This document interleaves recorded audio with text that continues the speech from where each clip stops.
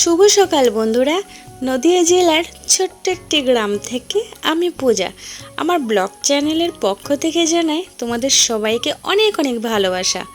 আশা করছি তোমরা সবাই ভালো আছো, সুস্থ আছো। নতুন আরেকটি ব্লগে তোমাদেরকে সাথে নিয়ে শুরু করলাম আজকে নতুন আরেকটি ব্লগ। আমার বন্ধুদের কাছে আমার অনুরোধ রইল ব্লগটা স্কিপ না করে সম্পূর্ণ দেখার, আর আমাকে একটু সাপোর্ট করার, আমার পাশে থাকার, আমার সাথে থাকার। তো চলো ব্লগটা দেখতে থাকো। বেশ কয়েকদিন হয়েছে ঘরটা গোছানোই হচ্ছে না, অনেকটা ধুলো পড়ে আছে, ঝাড়া মোছাও হচ্ছে না।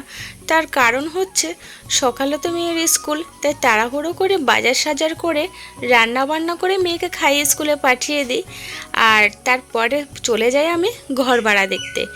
যেহেতু এটা আমাদের অস্থায়ী ঠিকানা, তো এখনও স্থায়ী ঠিকানা করতে পারিনি গো, তাই ঘর ভাড়া দেখছি, কারণ এই ঘরটা না ছেড়ে দিতে হবে। তো এখনও ঘর ভাড়া এখনও খুঁজে পাইনি, বেশ খুঁজেই বেড়াচ্ছি জানো তো, খুবই কষ্ট হয়। একা বুঝতে পারছো, একার হাতে সব কিছু সামলাতে কিন্তু একটু কষ্ট হয়ে যায়। তার মধ্যে আমার শরীরটা কিন্তু সব সময় খারাপ থাকে, আর গরমকালে বেশি খারাপ থাকে।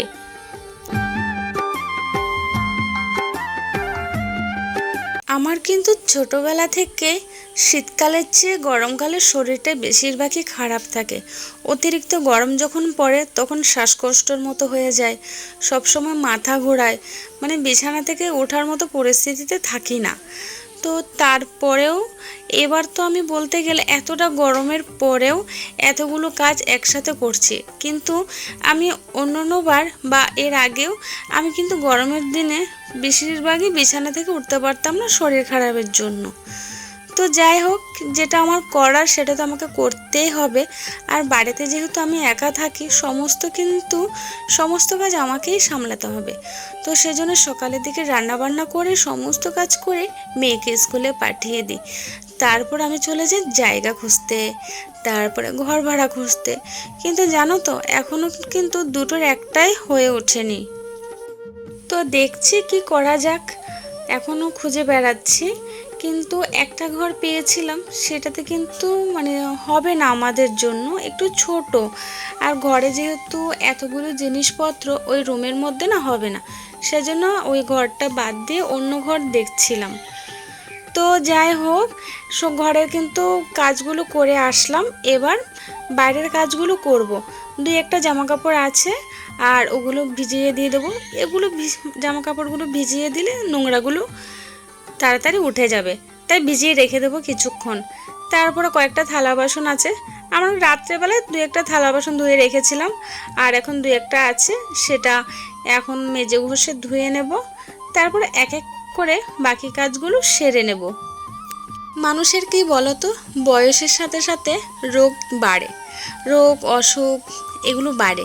আর আমার কিন্তু ছোটোবেলা থেকে কিন্তু অলরেডি অনেক অসুখ, তারপরেও এখন আবার বড় হতে হতে বয়সের সাথে সাথে অনেক কটা মানে শরীরে প্রবলেম হচ্ছে। যেমন ঘাড়ে স্পন্ডালাইসিস হয়েছে, সেটার জন্য তো রোজ রাতে ঘুমাতে পারি না। তারপরে লিভারে প্রবলেম, যেটার জন্য আমি অনেক কিছুই খেতে পারি না, আর খেলে শরীর খারাপ হয়ে যায় সাথে সাথে। তো ওষুধও চলছে, তারপরেও দেখা যাক।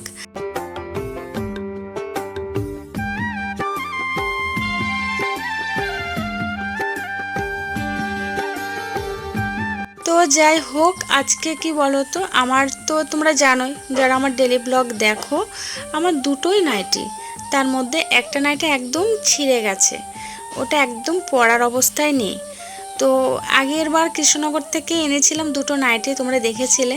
এখান থেকে একটা নাইটি বের করে নেব। তো একটা তো পরা আছে, ওটা পরবো, আর এখান থেকে একটা দেখো বের করে নিলাম। এটা এখন না সেলাই করে নেব, কারণ নাইটিটা দেখো অনেকটাই বড়, তো একটুখানি সেলাই করে নেব।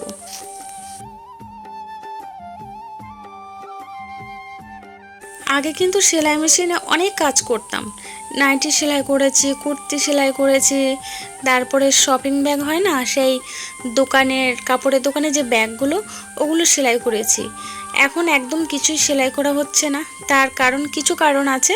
তার মধ্যে একটা কারণ হচ্ছে ঘরটা ছোট, ঘরে তেমন কোনো জায়গা নেই, তার মধ্যে হচ্ছে চেয়ার নেই। আর তার থেকেও বড় কথা হচ্ছে ঘাড়ে স্পন্ডালাইসিস, ডাক্তার বলেছে নিচের দিকে তাকিয়ে কোনো কাজ না করতে। তারপরে তো সংসারের সমস্ত কাজ সামলাই।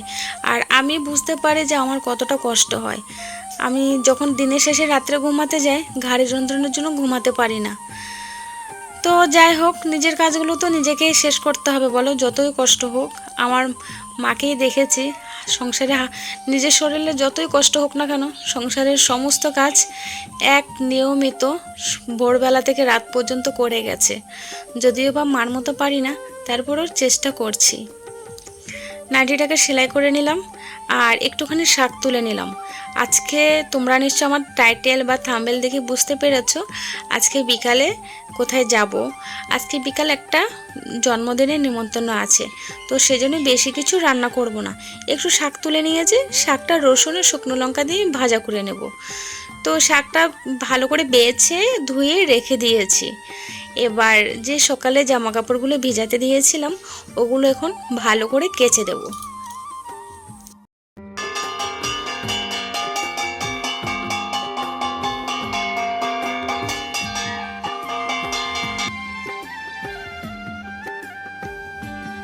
পড়া শেষ হয়ে গেছে?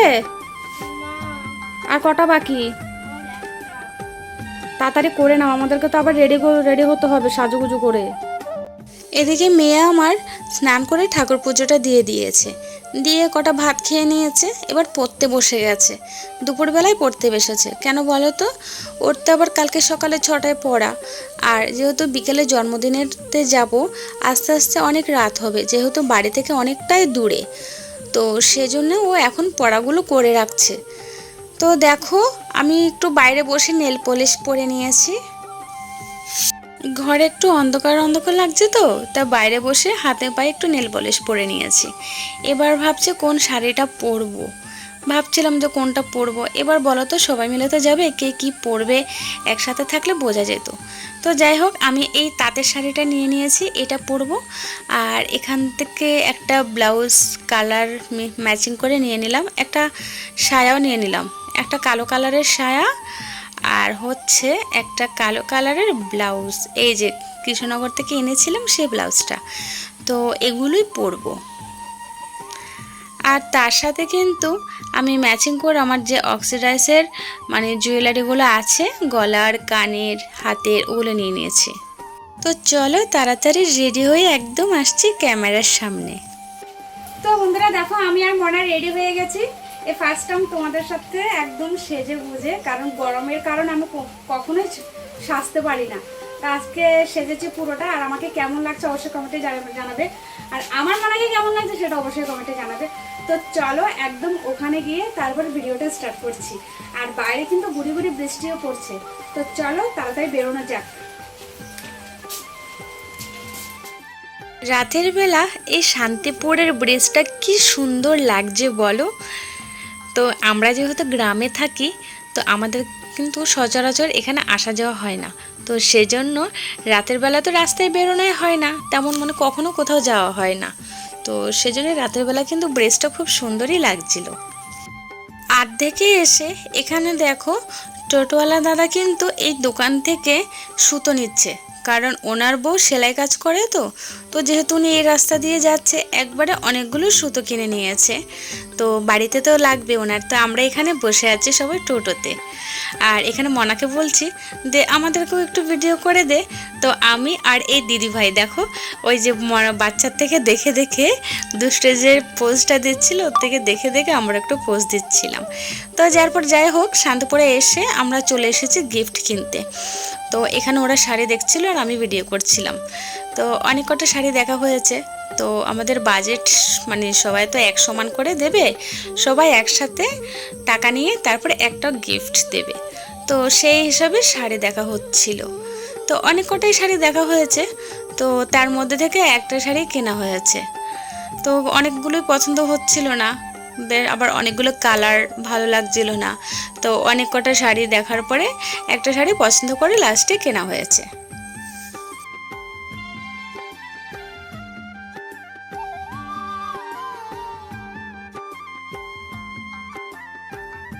এখানে এসে আগে বাচ্চাদেরকে খেতে বসিয়ে দিয়েছি, কেন বলো তো, কারণ আমরাই হচ্ছে সব থেকে দূর থেকে আসি, আর আমাদেরও যেতে অনেকটা টাইম লাগবে, যেহেতু বাচ্চা কাচ্চা আছে। কারণ কি বলো তো, আগের বছর যখন আমরা এই যে ম্যামের বার্থডেতে এসেছিলাম, তখন না যাওয়ার সময় আমাদের রাতের বেলা টোটো খারাপ হয়ে গেছিলো, তো সেজন্য আমরা খেতে বসে গেছি। আর হ্যাঁ, এখনও কিন্তু কেক কাটা হয়নি, কারণ সবাই এখনও আসেনি। আর তোমাদের কথা এখন অবধি বলা হয়নি, বার্থডেটা কার। বার্থডেটা হচ্ছে অপর্ণা যে ম্যামের কাছে নাচ শেখে শান্তিপুরে, ওনার জন্মদিন। তো আগের বছরও এসেছিলাম, আর এই বছরও আমরা সবাই মিলে এসেছি। তো বার্থডে বলতে গরমের মধ্যে কি আর মজা করব বলো। তো খাওয়া দাওয়াটা শেষ করে নিলাম, আর এখানে কেক কাটিং হচ্ছিল। আর এই ভিডিওটা কিন্তু মনা করেছিল, তো সে ফোনটা সোজা করে ধরেছিল, তাই এই ভিডিওটা এরকম দেখাচ্ছে। তো যাই হোক, কেকটা কিন্তু অনেকটা সুন্দর ছিল, আর সবাই ম্যামকে ধরে বসেছিল। তো শেষ টাইমে মানে লাস্টের দিকে সবাইকে নিয়ে অনেক কটা ছবি তোলা হয়েছে। তো আমি কি করে ছবি তুলবো, যেহেতু আমি ভিডিও করছি। আর আমার মনে তো বাচ্চাদের সাথে ওর বন্ধু বান্ধবদের যারা ওর সাথে নাচ শেখে তাদের সাথে কথা বলছিল। তো বন্ধুরা, এখন বাজে রাতে প্রায় 10টা, আর আমরা এখন বাড়ি চলে এসেছি। বাইরে কিন্তু গুড়ি বৃষ্টি পড়ছে। আর আজকে জানি না কতটা তোমাদের সাথে শেয়ার করতে পেরেছি। তো তোমরা প্লিজ ব্লগটা পুরোটা দেখো, আর আমাদের সাথে থেকো, পাশে থেকো, শুধু এটুকুই বলবো। তো চলো ব্লগটা আজকে এখানে শেষ করি। তো সবাই ভালো থেকো, সুস্থ থেকো, দেখা হবে নেক্সট ভিডিওতে। তো সকলকে গুড নাইট। বাবা গুড নাইট করে দাও। গুড নাইট সবাইকে।